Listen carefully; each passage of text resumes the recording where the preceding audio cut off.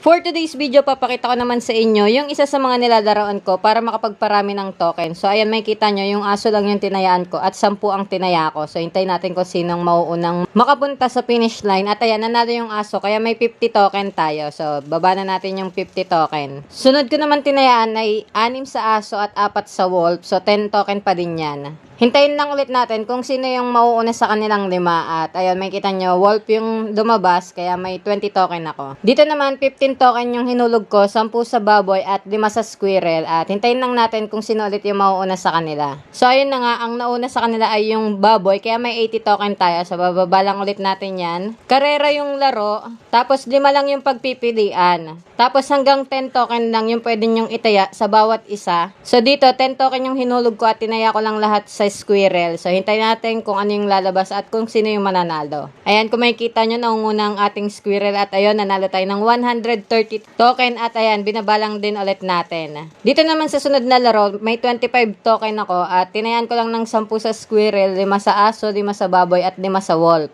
So, hintayin lang ulit natin kung sino yung mananalo. Dito naman, ang lumabas at nanguna ay yung baboy. So, may taya tayong 5, kaya may 40 token tayo at laglag lang ulit natin yan.